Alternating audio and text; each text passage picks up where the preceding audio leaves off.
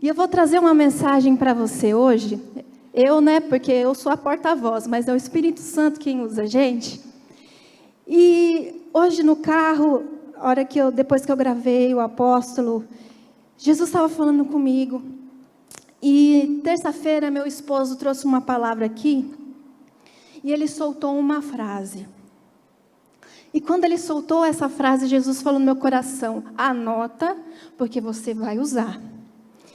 E eu anotei, e a frase que ele usou foi a seguinte: Deus está dando as ferramentas certas para que você possa vencer na vida. Precisamos permanecer na palavra que Deus tem trazido. Temos que nos apegar nas palavras que Deus tem liberado sobre as nossas vidas. Se nós percebermos como Jesus é maravilhoso, se Ele quisesse, Ele teria colocado no coração do apóstolo para ser uma noite dos mais que vencedores, e nessa noite Ele derramar milagres no meio do povo. Poderia ou não poderia? Sim ou não? Sim. Só que Deus, Ele é o nosso Pai. E normalmente essa frase é dita por pai. Não que mãe não fale, mas pai fala o seguinte: eu não vou te dar o peixe, eu vou te dar a vara e vou ensinar você a o quê? A pescar. E é exatamente isso que Deus tem feito nessas noites. Deus, Ele tem trazido ferramentas, Deus tem trazido discernimentos, Deus tem trazido direções para que nós possamos viver uma vida mais que vencedora. E meu esposo falou Salmos 119:11, que diz: guardei no coração a tua palavra para não pecar contra ti. Guarde as palavras que estão saindo aqui do altar.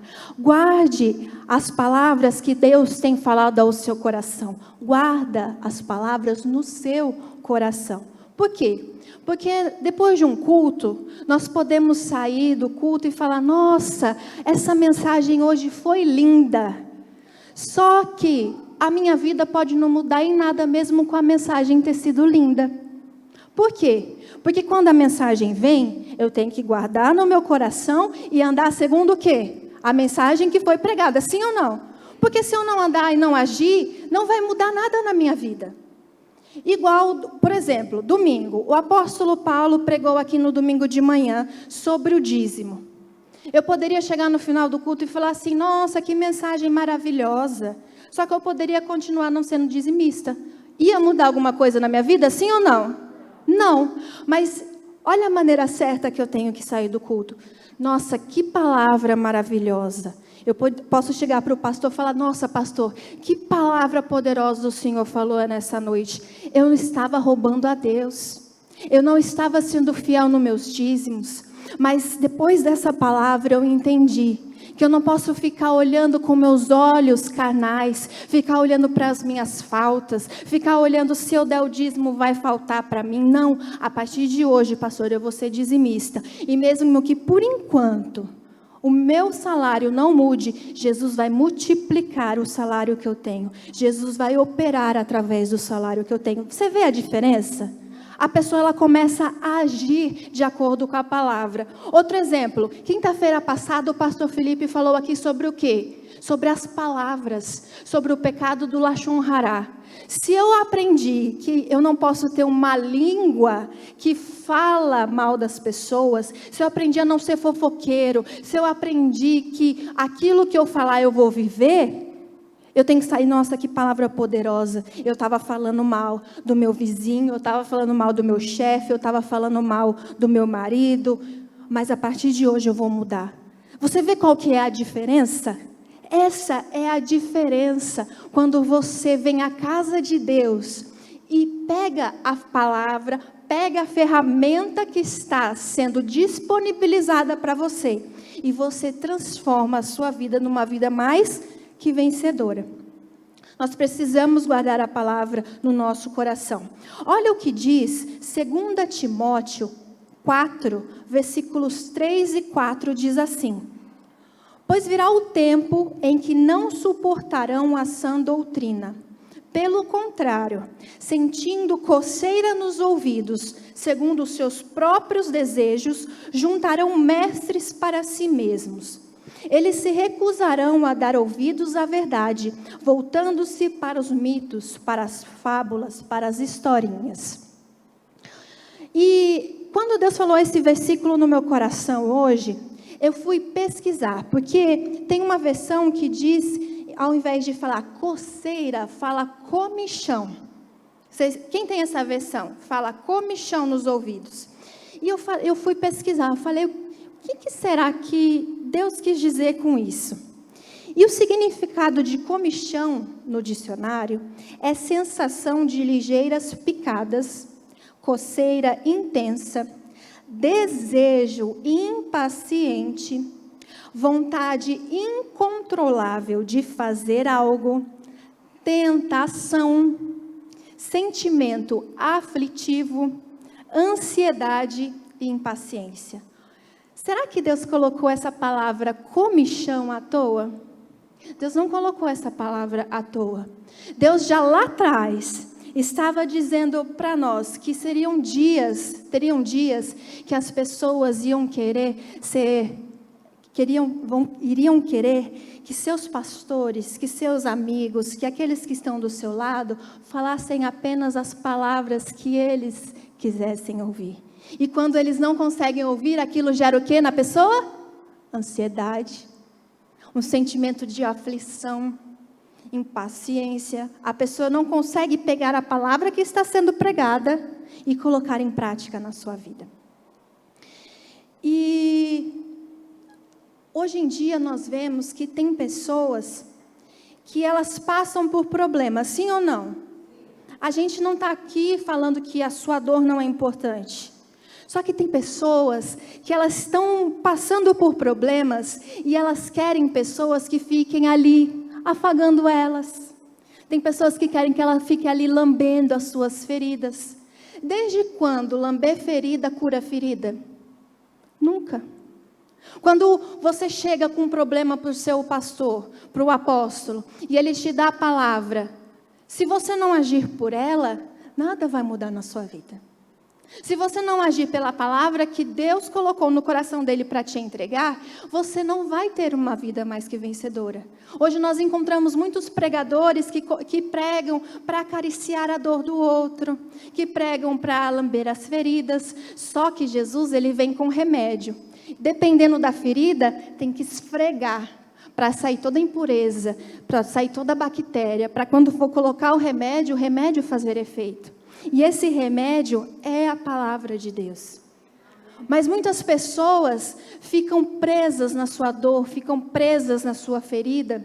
E quando o pastor, o apóstolo, alguém vem aqui no altar e prega uma palavra, e depois você vai conversar com ele, ele fala, você agiu através da palavra, a pessoa fala assim, esse pastor não está nem aí para mim, vou sair da igreja.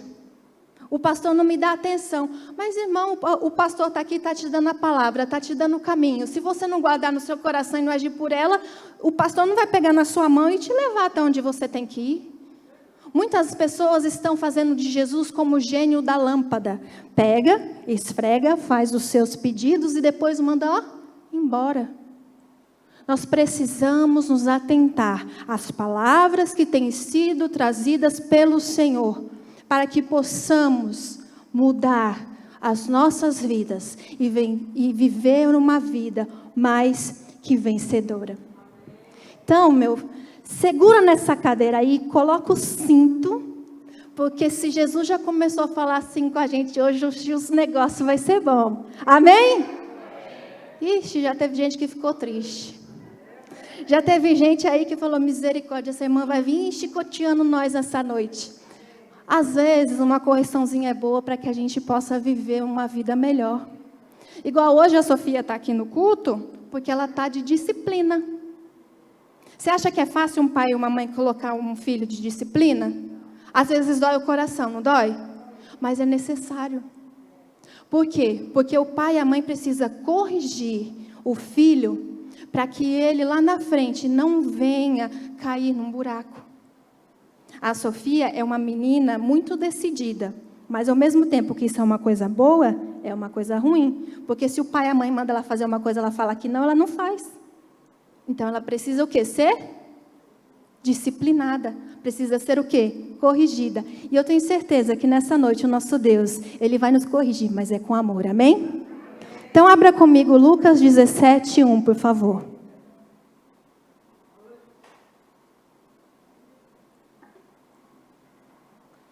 Lucas 17, 1 diz assim: E disse aos discípulos: É impossível que não venham escândalos, mas ai daquele por quem vierem. Tem uma versão inglesa que no lugar da palavra escândalos está a palavra ofensas. Então é impossível, é inevitável que não venham ofensas. E eu não sei se você sabe, eu fui pesquisar, a palavra trazida do grego para falar ofensas é escândalon. Fala comigo, escândalon. Essa palavra era usada para descrever o gatilho da armadilha. Sabe a armadilha? Essa palavra era usada para descrever o gatilho da armadilha, onde o caçador colocava a isca para capturar pequenos animais ou pássaros. Então, o animalzinho ia ali, não via a armadilha, pegava a isca, então a armadilha pegava ele ou matava esse animal. E é exatamente isso que Satanás faz conosco. Satanás, ele usa a isca da ofensa para colocar o crente cativo, preso sobre os poderes dele. E nesse texto de Lucas, Jesus já nos deixa devidamente avisados que em algum momento da nossa vida, nós seríamos pegos por ofensas. Quem aqui que nunca foi pego por ofensa, levanta a mão. Ninguém, né? Todo mundo já foi pego por ofensa alguma vez na vida, sim ou não? Por quê? Porque o homem é falho. O homem é pecador, imperfeito, é humano. Então, ele acaba errando com a gente, sim ou não? Isso quer dizer que Satanás, se aproveitando disso, ele coloca uma isca. E nessa noite nós vamos ver se nós mordemos já essa isca ou se a gente já estava quase ali, para pegar essa isca. E se nós pegamos, nós vamos vomitar ela nessa noite, amém? Olha o que está escrito em Salmos 55, do versículos 12 ao 14. Diz assim: Pois não era um inimigo que me afrontava, então eu o teria suportado. Nem era o que me aborrecia, que se engrandecia contra mim, porque dele me teria escondido. Mas eras tu, homem meu igual, meu guia e meu íntimo amigo. Praticávamos juntos, suavemente, e íamos com a multidão à casa de Deus. A primeira coisa que nós precisamos entender é que nós seremos ofendidos por quem é importante para nós. Só vai doer na gente quando a gente ama, quando a gente se importa, quando nós damos valor, quando é alguém próximo da gente. Porque geralmente a gente fica ofendido com as pessoas que andam com a gente. O salmista Davi, ele mesmo disse: poderia ter sido meu inimigo que, não ia nem ligar. Mas foi você, meu amigo íntimo. Nós sentávamos juntos no culto. A primeira coisa que nós precisamos entender é que a gravidade da ofensa, ela é proporcional à proximidade. Logo, quanto mais próximo, mais grave é a ofensa. Quanto mais próximo, quanto mais relacionamento, maior é a ferida que é feita. Não sei se você já percebeu, mas uma mesma frase dita por pessoas diferentes gera um impacto diferente na gente. Por exemplo, você está andando na rua, ou de carro, ou a pé, e aparece um pedinte. E ele te pede um dinheiro e você não tem um dinheiro para dar para ele naquele momento. Você fala: olha, hoje eu não tenho dinheiro. Ele vira para você e fala assim: pois então engula o seu dinheiro. Você vai olhar para a cara dele e falar assim: nossa, que cara sem noção. No máximo, se você for muito rancoroso no seu coração, você vai ficar matutando aquilo 30 minutos. Mas depois você já esqueceu. Você vai perder o sono por causa de um pedinte na rua? Não. Mas agora chega um filho para um pai, para uma mãe e fala assim: mãe, pai, dá um dinheirinho aí para eu tomar um sorvete? Você não tem. Ou você não vai dar naquele momento por algum motivo. Você fala: não, filho, eu não tenho. Aí seu filho vira e fala assim para você: então engula o seu dinheiro. Você percebe a diferença? Você percebe como a proximidade causa impacto? Como que a proximidade transforma uma frase em uma ofensa? A ofensa está altamente ligada aos nossos relacionamentos. Então, quanto maior a ofensa, quanto maior o relacionamento, maior é a ofensa. E o diabo sujo, perverso, sabendo disso, o que ele faz? Ele coloca a ofensa onde? Na família. Você já percebeu um exemplo? Que para uma mulher perdoar uma traição de um marido é muito mais difícil? É muito mais complicado? Por quê? Porque ela gerou expectativas naquele homem. Ela colocou todas as expectativas nele, que ele seria seu amigo, que ele seria seu fiel, que ele seria seu companheiro, que ele seria seu amante. Ele colocou expectativas. E quando essas expectativas são quebradas, a dor é maior. A ofensa se torna maior. Se torna mais difícil de ser liberado o quê? O perdão. E o diabo, ele faz isso. E ele vai usar pessoas que nós amamos para colocar a isca da ofensa, para nos tornar prisioneiros. Quer ver uma coisa? Nós estamos aqui na igreja. O lugar para ter irmão ofendido com outro é na igreja, é ou não é? E por quê? Porque aqui todo mundo é irmão. Porque aqui todo mundo compartilha um com o outro. Às vezes sai para comer um lanche, passa tempo junto. Então, às vezes, esse irmão passa do lado, não olha para a cara do irmão. Ixi, o irmão sabia, tinha certeza que aquele irmão ali, ó, não gostava de mim, não. Já gera algo no coração. Quanto maior a proximidade, maior o quê? A ofensa. O que nós precisamos saber para perdoar? Hoje eu vou falar com você 2 princípios simples, mas bíblicos, e que se você colocar em prática na sua vida, você vai viver uma vida de perdão e, consequentemente, uma vida mais que vencedora. O primeiro princípio e o principal deles é: a gente precisa perdoar. Porque se a gente não perdoar, nós não seremos perdoados.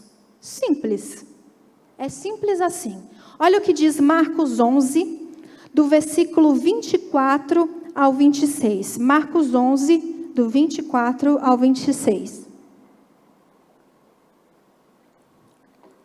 Diz assim: portanto eu digo, tudo o que vocês pedirem em oração, creiam que já o receberam, e assim sucederá.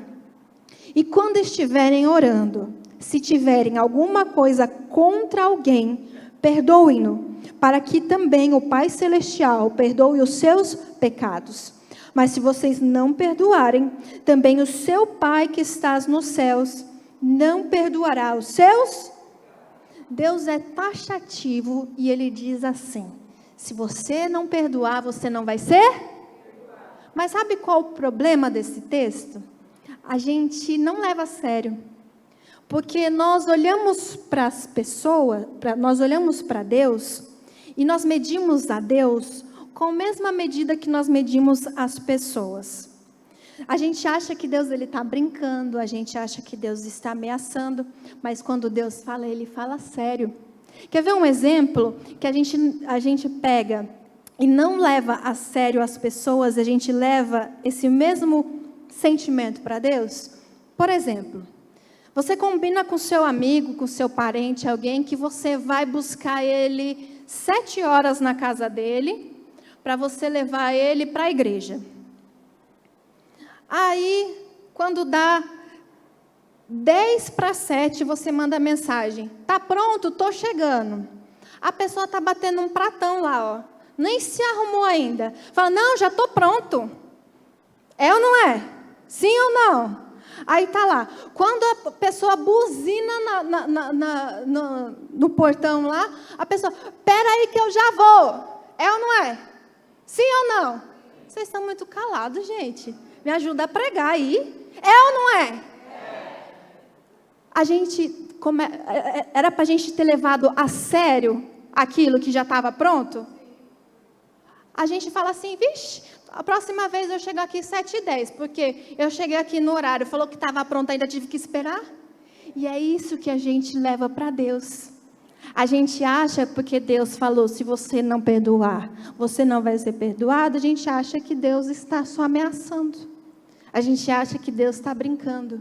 E eu tenho que falar para você, Deus ele não brinca, Deus ele fala sério. E se você não perdoar, você não vai ser perdoado. Simples. E não é só nesse texto que fala isso não. Eu vou ler alguns textos aqui para você, presta bastante atenção. Mateus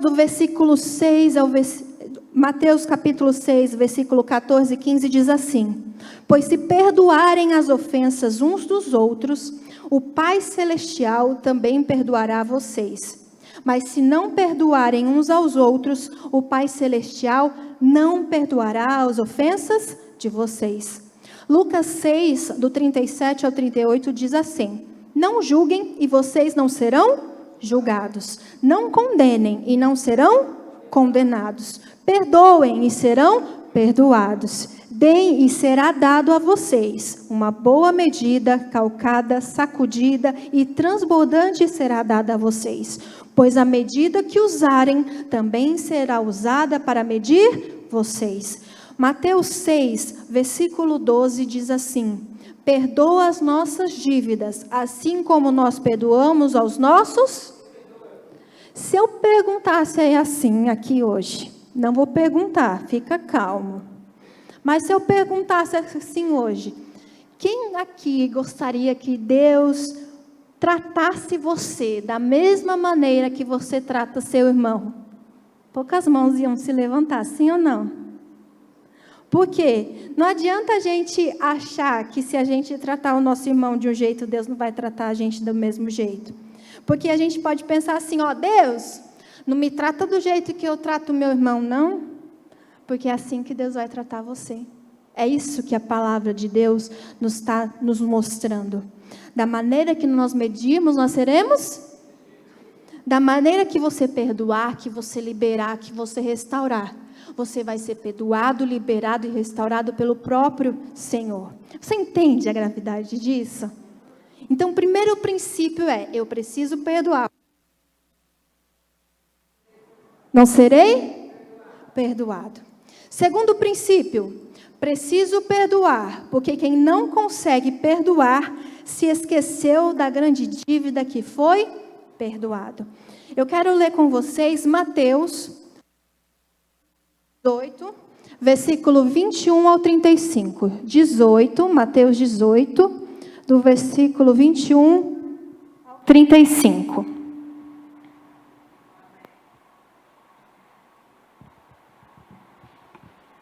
E a palavra do nosso Deus diz assim: então Pedro se aproximou de Jesus e perguntou: Senhor, quantas vezes deverei perdoar a meu irmão, quando ele pecar contra mim? Até 7 vezes? Então Jesus respondeu: eu digo a você, não até 7, mas até 70 vezes? Eu vejo aqui que Pedro ele quis chegar perto de Jesus e contar uma vantagenzinha. Pedro chega para Jesus e fala assim: Jesus, quantas vezes eu devo perdoar meu irmão? Até 7? Ele deve ter pensado assim: uma vez já é difícil, imagina 7, ó. Você promovido agora Jesus, ó, vai me colocar sentado do lado dele lá no céu, agora sim. Aí Jesus olha para Pedro e fala assim: vou te ensinar, meu filho. Você tem muito que aprender ainda. Olha o que Jesus falou. Jesus, além de falar 70 vezes 7, Jesus ele contou uma parábola. E olha o versículo 23. Por isso, o reino dos céus é como um rei que desejava acertar contas com seus servos. Quando começou o acerto, foi trazido à sua presença um que lhe devia uma enorme quantidade de prata. Tem uma versão que diz que ele devia 10.000 talentos. E como não tinha condições de pagar, o Senhor ordenou que ele, sua mulher, seus filhos e tudo o que ele possuía fossem vendidos para pagar a dívida. O servo se prostrou diante dele e lhe implorou: tem paciência comigo e eu te pagarei tudo. O senhor daquele servo teve compaixão dele, cancelou a dívida e o deixou ir. Jesus é tão sábio, Jesus é tão maravilhoso, que para explicar algo para que os discípulos não tivessem mais dúvidas no seu coração, ele usou algo que quando mexe com a gente sente. É ou não é? Jesus falou sobre o quê? Dinheiro. E ele disse que tinha um rei que foi fazer o acerto com os seus servos e tinha um servo que lhe devia 10.000 talentos.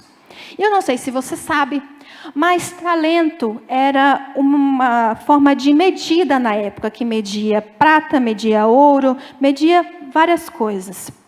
E uma medida, um talento, equivalia a 35 quilos. Ou seja, aquele servo devia 350.000 quilos, vamos colocar que seja de ouro, certo? 350.000 quilos de ouro, 350 toneladas. E se nós trouxermos para os dias de hoje, nós vamos ver que 350 toneladas de ouro vão valer. Primeiro eu vou falar o valor do ouro, da grama do ouro hoje. E da última vez que eu preguei essa mensagem já aumentou. Então o negócio é sério, gente.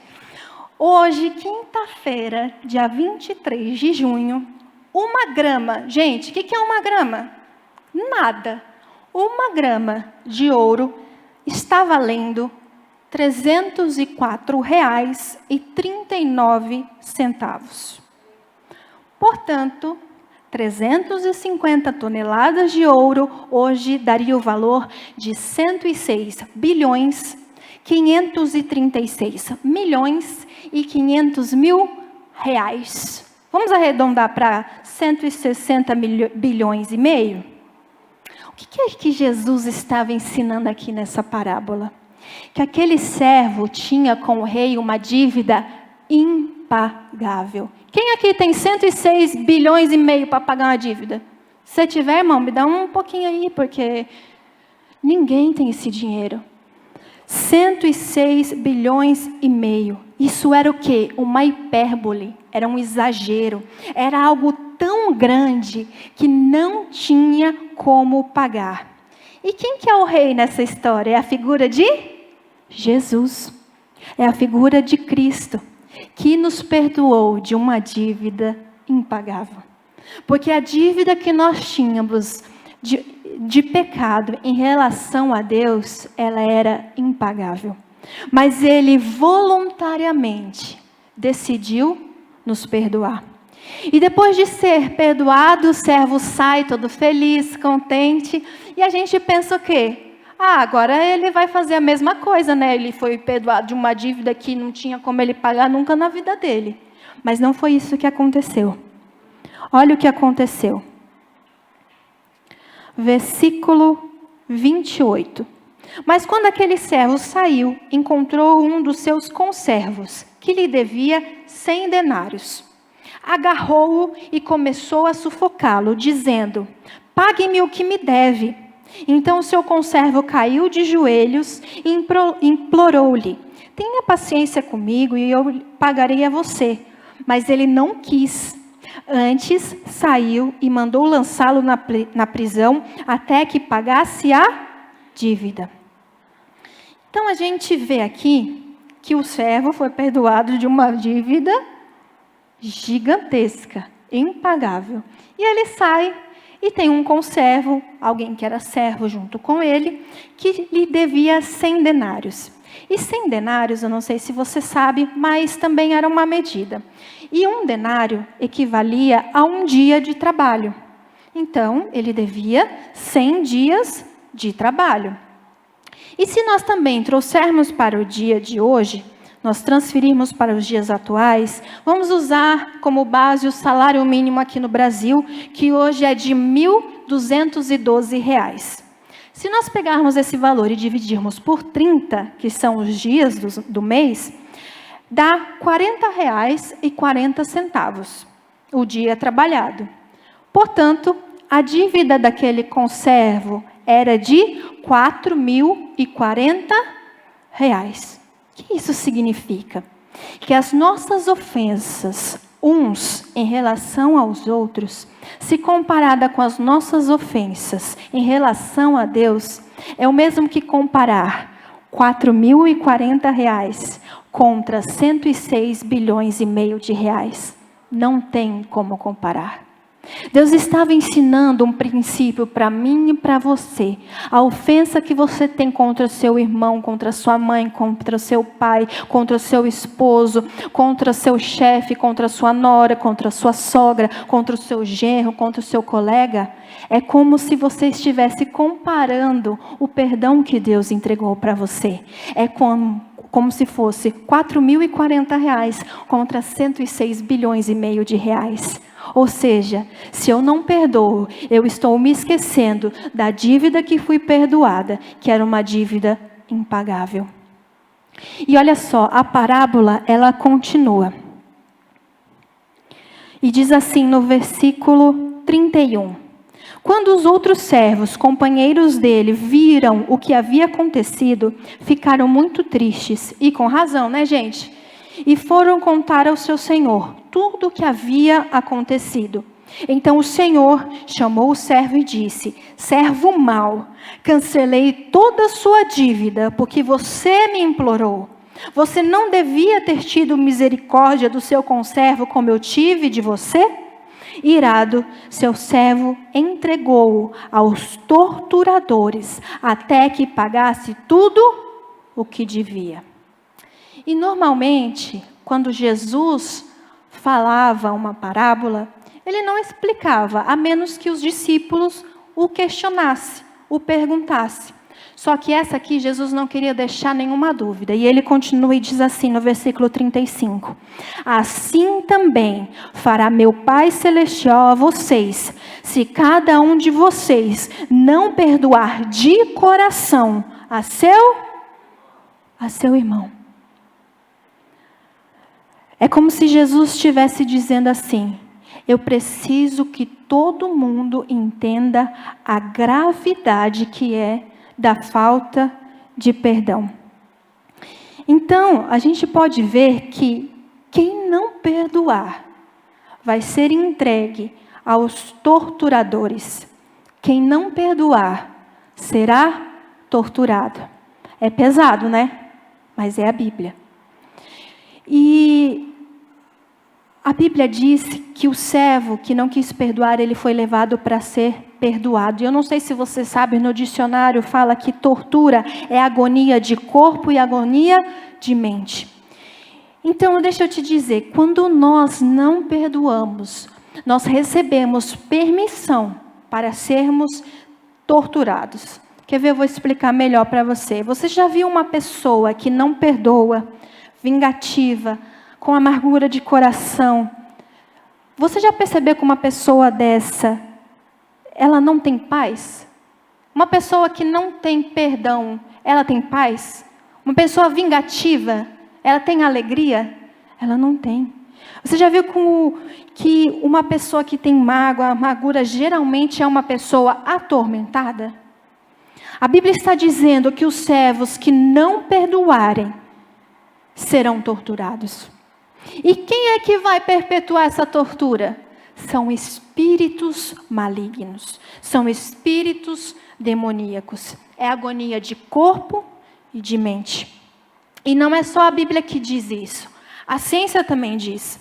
Estudos mostram que as pessoas que não perdoam, que sentem mágoa, que não se resolvem no seu coração, elas podem ter artrite, elas podem ter câncer, e mais, elas podem ter doenças na sua mente, como uma depressão. Então nós vemos que a falta de perdão é algo que pode nos fazer ser torturados. Tudo isso por causa da falta de perdão. E não é somente a tortura, não. Olha o que está dizendo ali, ó. Irado o seu senhor o entregou aos torturadores até que pagasse tudo. A pessoa que não perdoa vai ter que pagar a dívida impagável. Olha o que diz Mateus, do capítulo 7, versículo 22 ao 23. Mateus 7, 22 ao 23 diz assim: Muitos me dirão naquele dia: Senhor, Senhor, não profetizamos nós em teu nome? E em teu nome não expulsamos demônios? E em teu nome não fizemos muitas maravilhas? E então lhes direi abertamente: Nunca vos conheci. Apartai-vos de mim, vós que praticais a iniquidade. O que é isso? Quem não perdoa vai ter que pagar a dívida impagável. Você consegue perceber a necessidade do perdão? Você consegue perceber o perigo que é de não perdoar? E eu não sei se você percebeu, mas essa palavra, ela não é para o incrédulo. Porque a figura do rei é quem? Jesus. E a figura dos servos é quem? Somos nós, os crentes. Então, a gente não pode esperar que o incrédulo vá viver isso aqui. Somos nós. Se nós não perdoarmos, teremos uma gravidade para nós. Aí você pode olhar para mim e falar: misericórdia, já entendi, tenho que perdoar. E agora, o que eu vou fazer? Eu não quero ir para o inferno, não. Calma, eu vou te dar o passo. Fala para o seu irmão: vai dar tudo certo. Em nome de Jesus. E o primeiro passo para você ser curado da mágoa no seu coração e ajudar você a perdoar: pare de culpar os outros. Olha o que está escrito em Apocalipse, capítulo 3, versículo 18.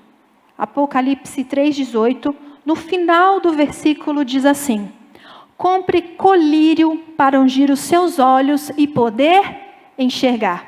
Pega aí o colírio na sua mão assim, ó. Pega um colírio assim na sua mão. Mas pega com um ato de fé, com vontade aí, irmão. Agora coloca aqui um pinguinho no olho. Não deixa cair fora, não. Põe um pinguinho no outro olho.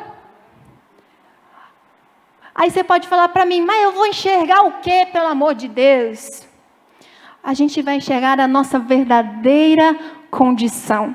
E qual que é a nossa verdadeira condição? Prisioneiro. Por quê? Porque quando você morde a isca da ofensa, mesmo que você seja a pessoa ofendida, você está errado tanto quanto a pessoa que te ofendeu, porque você está guardando a ofensa no seu coração. Você é um prisioneiro e você precisa se ver nessa condição de prisioneiro. E quando a gente não se enxerga dessa maneira, a gente fica culpando o outro. Quando a gente fica culpando o outro, a gente não consegue enxergar as nossas falhas de caráter, as nossas ausências, as nossas imaturidades, a nossa falta de obediência, a nossa pequenez. Se nós quisermos ser curados, temos que parar de culpar os outros. Porque ser vítima não é justificativa para você guardar ofensa no seu coração. Sabe qual é o problema? Que por a gente acreditar que a gente é inocente, a gente retém o perdão. A gente fica culpando o outro, e esse é o primeiro erro. Então, pare de culpar os outros. Você quer ver um exemplo que a Bíblia nos deixa? É José. José era o filho queridinho do papai. José tinha tudo do bom e do melhor. Tinha ou não tinha? O pai dele era rico, tudo que ele queria ele podia ter. Ele tinha a melhor roupa, tinha a melhor comida. E, além de tudo, tinha a preferência do pai. Sim ou não? Um belo dia, ele perde tudo. De um dia para o outro. Ele perde tudo. E quando você não tem nada e começa a ter tudo, é uma coisa. Mas agora, quando você tem tudo e passa a não ter nada, o negócio é mais estreito, não é? José passa de ser o preferido para estar num buraco. Ele está lá, no buraco, escuro. Aí quando tiram ele de lá, ele fala, não, vou voltar para a casa do meu pai. O que acontece? Ele é vendido para uma caravana de ismaelitas, para ser escravo no Egito. E chegando lá, ele é comprado por um senhor e ele começa a trabalhar por esse senhor. E ele é fiel para esse senhor, ele faz tudo para o seu senhor. A casa desse seu senhor é abençoada por causa de José ali. E o que acontece? Uma enviada de Satanás vem para tentar tirar ele do foco. Vem para tentar ele, para querer dormir com ele. E ele fala, que não, Satanás, sai daqui. É ou não é? Só que daí, por ele não querer a mulher, ela calunia ele e ele é mandado para a prisão. Só que a prisão naquela época não é igual hoje. Que a prisão de hoje, o preso pode sair, tomar um solzinho, jogar um futebol, plantar uma hortinha. Não era assim.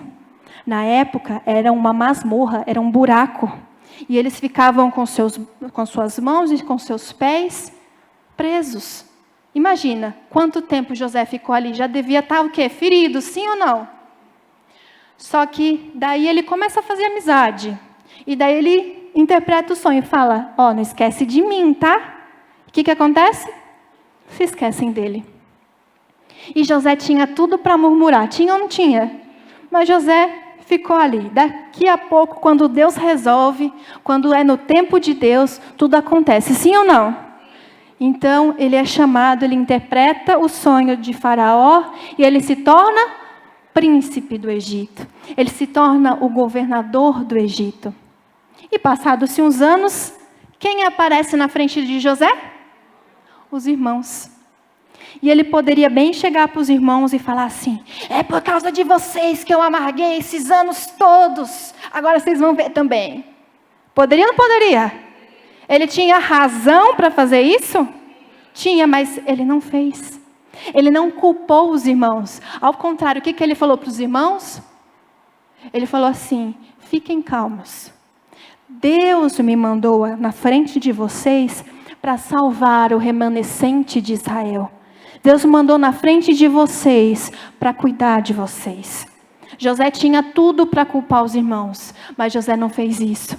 José teve um coração perdoador. José fez o contrário daquilo que fizeram com ele. Então, se você quer perdoar, primeira coisa, pare de culpar os outros. Segundo passo para você ser curado e ajudar a perdoar, você precisa abrir mão do pagamento da dívida. No Antigo Testamento, na lei, era permitido pagar com a mesma moeda, olho por olho, dente por dente. Mas quando Jesus veio para a terra, ele vem com um ensinamento diferente. Na nova aliança de Jesus, ele diz, se alguém te bater numa face, você dá outra face. Se alguém roubar a sua roupa, você dá para ele a capa. Se te obrigarem a caminhar 1 milha, caminha com ele 2. O que é isso? É Jesus nos ensinando que para perdoar, nós vamos ter que abrir mão do pagamento da dívida. Você já percebeu que quando uma pessoa ela está magoada, ela quer que seu ofensor pague de volta para ela? Às vezes não é financeiramente, não. É um me perdoe, eu errei, me desculpe. E eu tenho que te dizer nessa noite, se você está esperando por um me perdoe, me desculpe, um errei, para ser curada, você talvez nunca será curado. Porque talvez essa pessoa nunca vai falar isso para você. E não é o seu ofensor te pedindo perdão que vai te curar. Quem vai te curar é Jesus. Para de colocar na mão da pessoa errada a sua cura. A sua cura vem através de Jesus. Nós precisamos abrir mão do pagamento da dívida. Você já parou para pensar que se Jesus fosse esperar a gente chegar até ele, pedir perdão para ele morrer, ele nunca teria morrido em nosso lugar? Ele foi à cruz antes mesmo de nós pedirmos perdão. Ele já estava lá nos perdoando, antes mesmo de nós reconhecermos os nossos próprios erros. E a Bíblia diz que quando Jesus fez isso, ele cancelou toda a dívida daquele que verdadeiramente se arrepende. Ou seja, se alguém errou com você, se arrependeu, Jesus cancelou a dívida dessa pessoa em relação a você. Por que você está querendo ser agiota de Satanás cobrando uma dívida? Se Jesus está falando assim, ó, eu já perdoei. Às vezes a gente faz isso, né? A gente fala, vai me pagar, agora ele vai ver. E Jesus está dizendo, filho, eu já paguei a dívida. Nós precisamos abrir mão do pagamento da dívida.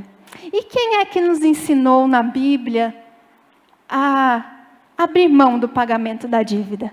Foi Davi. Saul perseguiu o pobre Davi. Perseguiu ou não perseguiu? O que Davi fez para ele? Davi não fez nada para ele. Davi até falou para ele várias vezes, Saul, eu não fiz nada para você, eu sou inocente. Só que Saul tinha sangue nos olhos e queria matar Davi. Por quê? Ciúmes. Por causa de ciúmes. E Davi só fugiu. Fugiu. E um belo dia, Deus dá oportunidades para testar o nosso coração. Um belo dia, está lá seu Saul deitado em berço esplêndido, dormindo, tirando um cochilo, bem folgadão. E quem que aparece lá? Davi. Aí Davi olha, aí o servo de Davi que estava do lado dele não estava muito convertido, não, falou assim, Davi, deixa que eu mato. Precisa você sujar suas mãos de sangue, não. Eu pego ele. Davi olha para ele e fala assim, não, ninguém vai tocar no ungido de Deus. Davi tinha temor, porque quem havia ungido Saul era Deus. Então Davi preferia fugir do que sujar suas mãos com o sangue de ungido de Deus. Deus estava testando Davi ali para ver se Davi ia governar com o coração de Saul ou se Davi ia governar com aquele coração que ele tinha lá, o coração do pastor de ovelha. E passado um tempo, depois disso, acontece lá um pega para capar. Eu falo assim quando eu vou explicar a Bíblia para as pessoas, tá? Fica mais fácil, tá? Mas não está escrito na Bíblia pega para capar, tá, gente? Você está entendendo, né? Aí acontece lá um fuzuê. O que acontece? Os 3 filhos de Davi são mortos. Os 3 filhos de Saul são mortos. E Saul fica com medo. Aí Saul fala para o servo dele assim, me mata. Acho que Saul estava pensando assim, vão me torturar, vão começar cortando minha orelha, depois vão cortar meu dedo. Acho que ele pensou isso aí. Ele falou, então vou morrer logo, porque daí ninguém fica me fazendo sofrer. O servo dele falou assim, não vou fazer isso não. Imagina a cara do servo de Saul, fala, não vou matar você não. Aí Saul pega e se mata, e o servo assustado pega e se mata também. Foi uma morte só. Aí, depois de uns dias, chega um dos boizinhos de Davi lá. Chega para Davi e fala assim, você quer ver? Eu vou me aproveitar dessa situação. E Davi vai, pelo menos me dar um jantar, né? Pelo menos uma comidinha boa. Vou falar que matei Saul. Então ele chega lá, primeiro ele chega na humildade, chega com terra na cabeça, de luto. Fala assim, Davi, Saul e os 3 filhos dele morreram. Davi falou, o quê? Como você sabe? Ele falou assim, eu matei ele estava lá ferido, estava agonizando. Eu falei assim, vou te poupar de ficar sofrendo. Pá, e matei ele. Davi fez o quê com esse cara? Matou. Davi poderia ter ficado feliz com a morte de Saul, sim ou não? Sim, por quê? Porque Saul queria matar ele de qualquer jeito, era uma perseguição, era vida ou morte. Mas sabe o que Davi fez? Davi escreveu uma música, Fez todo mundo aprender aquela música e chorar a morte de Saul e ainda mais. Falou que não era para ninguém contar, ficar falando sobre isso para que os inimigos não se alegrassem. O que é isso? Davi abriu mão do pagamento da dívida. Então, abra mão do pagamento da dívida. Terceiro passo para ser curado. Você vai precisar pedir perdão para quem ofendeu. Porque a gente tem a sensação que só a gente que é ofendida, não é? Porque dói na gente, né? Mas vamos parar com essa historinha, que aqui ninguém é alecrim dourado que nasceu no campo sem ser semeado. A gente ofende as pessoas também. Às vezes sem querer. A gente ofende as pessoas. E com certeza você já ofendeu alguém. Você já errou com alguém. E eu vou ensinar para você 2 palavrinhas para você usar na sua vida. Que é, fala junto comigo, você tem razão, me perdoe. Tem gente que até engoliu seco nessa hora. Porque às vezes é difícil, né? Para algumas pessoas falarem isso. Você tem razão e me perdoe. Para a gente ser curado, a gente precisa pedir perdão. Por quê? O humilde, ele está sempre disposto a renunciar. Ele não endurece a sua cerviz. Ele não tem um coração voluntarioso. Então, se você ofendeu alguém, peça perdão. E o 4º passo para ser curado. Você precisa pedir perdão para quem te ofendeu. Agora ficou difícil, né? Olha o que diz Mateus, capítulo 18, versículo 15 ao 17. Diz assim: se o seu irmão pecar contra você, olha só. Se o seu irmão pecar contra você, vá e a sós com ele, mostre-lhe o erro. Se ele o ouvir, você ganhou o seu irmão. Mas se ele não o ouvir, leve consigo mais 1 ou 2 outros, de modo que qualquer acusação seja confirmada pelo depoimento de 2 ou 3 testemunhas. Se ele se recusar a ouvi-los, conte à igreja. E se ele se recusar a ouvir também a igreja, trate-o como pagão ou publicano. Às vezes as pessoas olham esse texto e falam que é para a gente acusar a pessoa que ofendeu a gente, que fez algo contra a gente. Mas, na verdade, olha o que Jesus está querendo mostrar com as progressões desse texto. Se seu irmão pecar contra ti, vá a sós com ele, mostre o erro. Se ele não ouvir, leve o seu irmão, mais 2 ou 3. Se não ouvir de novo, fala para a igreja. O que Jesus está falando com essa progressão nesse texto? Reconciliação. É como se Jesus estivesse dizendo, continua tentando. Tenta mais uma vez, tenta de novo. Jesus estava dizendo assim, vai até quem ofendeu você, resolve essa situação. Vamos viver todos em paz uns com os outros. Mas você já percebeu que quando alguém nos ofende, a última pessoa que a gente vai querer conversar é com quem nos ofendeu, é ou não é? A gente gosta de falar da injustiça que a gente viveu para os outros, para a gente se sentir acolhido. Mas nós precisamos resolver as coisas. E o 5º e último passo para ser curado. Você precisa se deixar ser refinado pelo Senhor. Apocalipse, capítulo 3, versículo 18, diz assim: compre de mim ouro refinado no fogo, e você se tornará rico. Eu não sei se você sabe, mas um ouro refinado no ouro é um ouro puro, é um ouro mole, é um ouro flexível. Por exemplo, essa aliança aqui, ela é rígida desse jeito, porque ela já não é mais um ouro puro, porque foi acrescentado a ela alguns metais. Por isso que ela fica enrijecida dessa maneira. E não sei se você sabe, mas para purificar o ouro, eles pegam o ouro, eles trituram o ouro, jogam um solvente e colocam no fogo em altas temperaturas. Consegue perceber a dinâmica? Tritura o ouro, joga o solvente e coloca no fogo em altas temperaturas. Aí sobe daquele ouro o ferro, o níquel, o chumbo, os outros componentes. E o ouro puro, ele fica lá embaixo. Ele fica mole, ele fica maleável. E por que a Bíblia nos diz que nós temos que comprar ouro puro refinado? É exatamente isso. É Deus dizendo: eu coloquei você no calor das aflições, no fogo quente, para tirar de você todas as impurezas, a amargura, a ira, a cólera, sentimento de vingança, falta de perdão.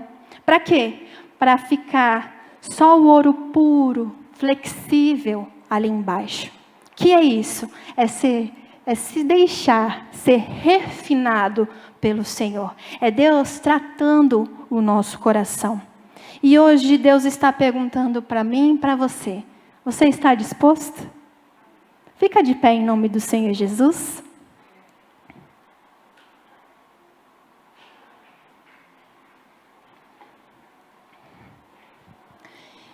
E eu quero nessa noite deixar um ensinamento para você de discernimento.